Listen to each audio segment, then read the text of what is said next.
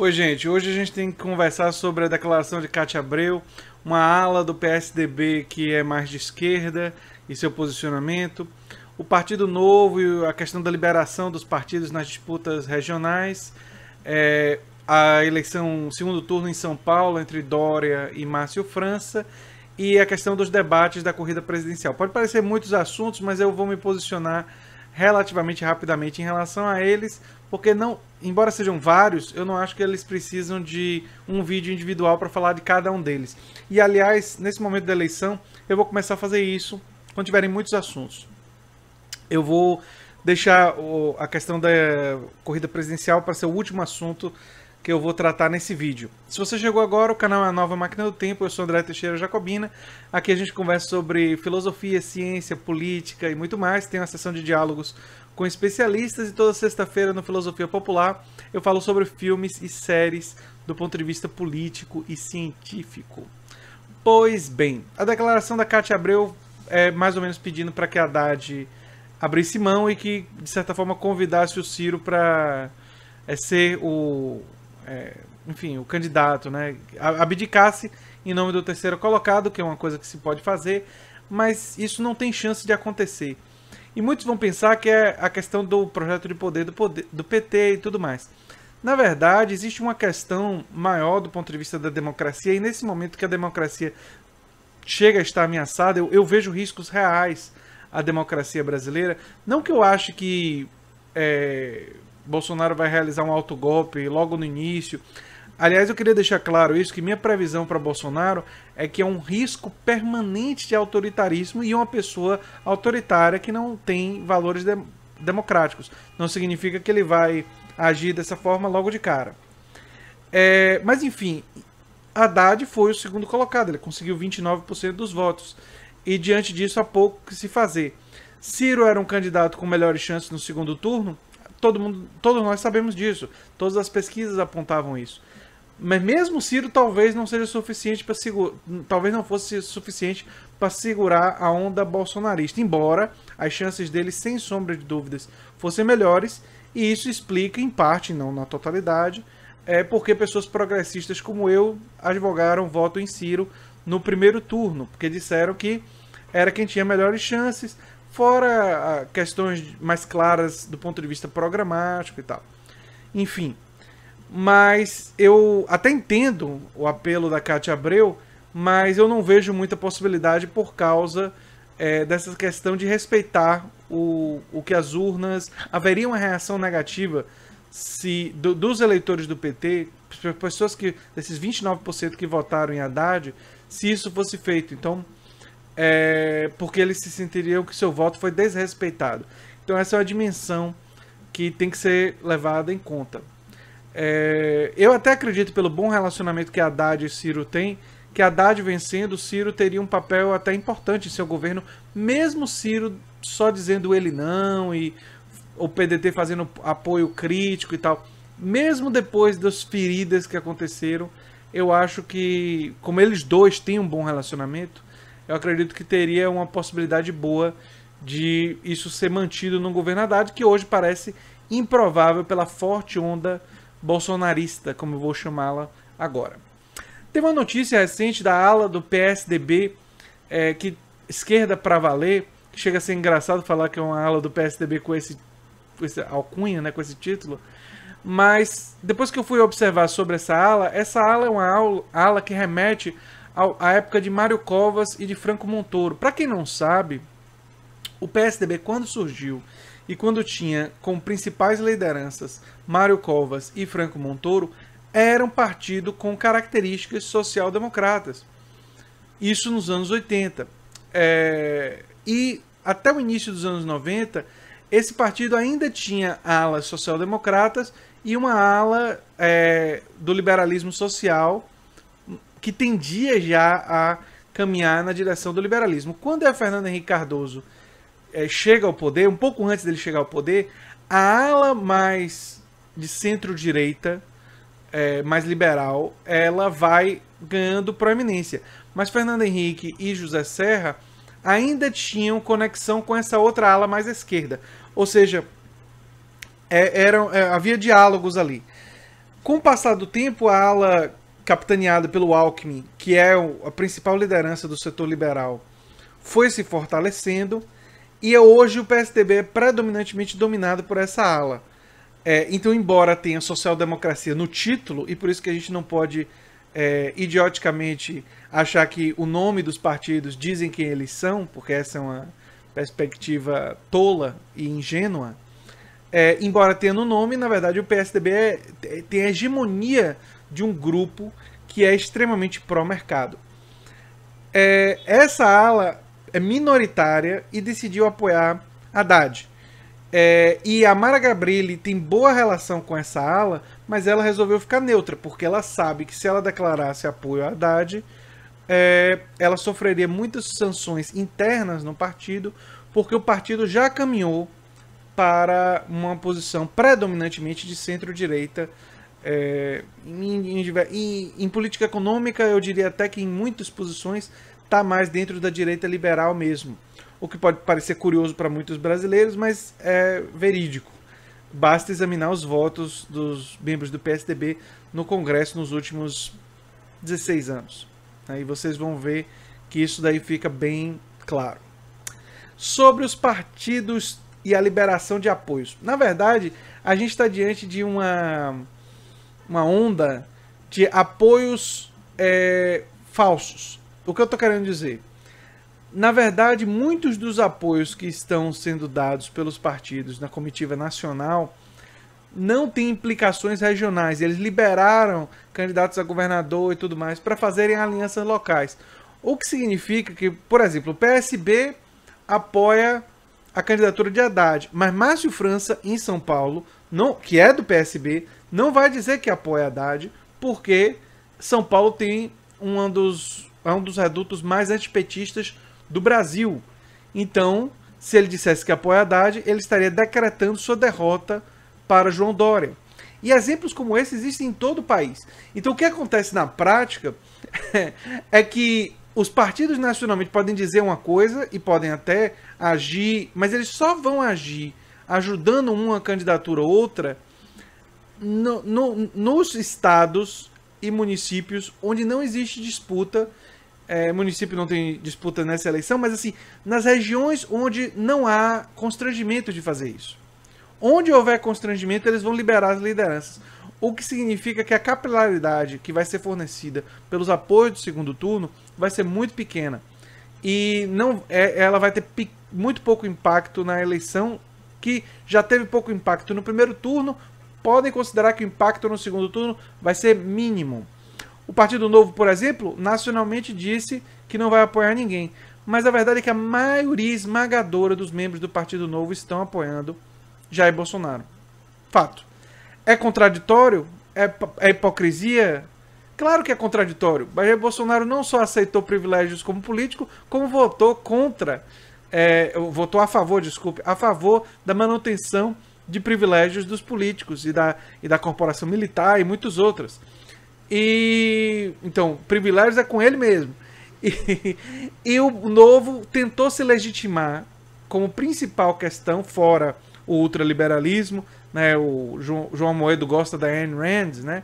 Que é um autor, inclusive, desculpem para quem gosta da Ayn Rand, mas eu acho ela medonha. Mas, enfim, eu acho aquela lógica dela beirando ao darwinismo social e uma das coisas mais distópicas que eu consigo imaginar. Do ponto de vista humano, joga a empatia para longe. Mas, enfim, ele tentou se legitimar fortemente como contra os privilégios dos políticos e tudo mais.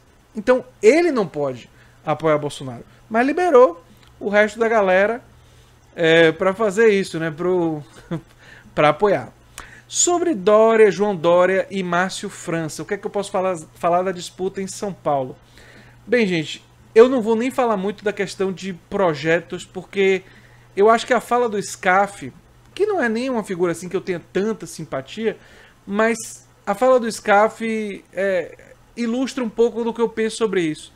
Eu também não levaria nem mais do que 1 minuto para decidir apoiar Márcio França. E o motivo não tem nem tanto a ver, é interessante isso, com apenas o programa de governo, as coisas assim. Tem a ver com caráter.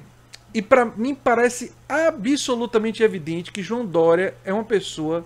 Assim, a gente está acostumado a pensar os políticos, pessoas oportunistas, sem caráter e tal. Mas João Dória é um caso para ser estudado. Ele é um caso especial. Porque ele coloca a falta de caráter dele e a falta de... E o completo oportunismo e... Assim, bem na sua cara, assim. É quase... É uma coisa muito ostensiva. É demais. Eu vou dar só 2 exemplos, mas dava para ficar aqui em bons 30 minutos falando sobre isso. Ele disse mais de uma vez, disse várias vezes, que não iria sair da prefeitura de São Paulo para tentar ser governador ou tentar ser presidente. Mais de uma vez ele disse isso. Ele não completou nem o 2º ano como prefeito e saiu para tentar ser governador. Sendo que o que ele queria mesmo era ser o candidato para presidente do PSDB. Vocês conseguem entender? Uma pessoa que disse isso várias vezes, isso no espaço de pouquíssimo tempo. Né? Nós não estamos falando uma coisa que ele falou numa época e, assim, 10 anos depois, ele... Não foram nem 2 anos. E ele falou isso várias vezes antes de virar prefeito, e logo depois que virou prefeito, pouco tempo depois ele já estava se articulando para tentar ser candidato à presidência, e depois, quando não conseguiu, porque a cúpula do PSDB não assinou nele para ser candidato à presidência, ele foi para ser o candidato a governador, sendo que Alckmin já tinha declarado que iria apoiar Márcio França como candidato. Ou seja, uma pessoa completamente antiética. Não tem palavra. O que ele diz você não pode escrever, porque não serve de nada. E se não bastasse isso, ele que tinha se comprometido lá atrás, claro, a apoiar a Alckmin e grudou sua imagem, a imagem de Alckmin durante um bom tempo. Né? Tanto para ser, principalmente para ser prefeito.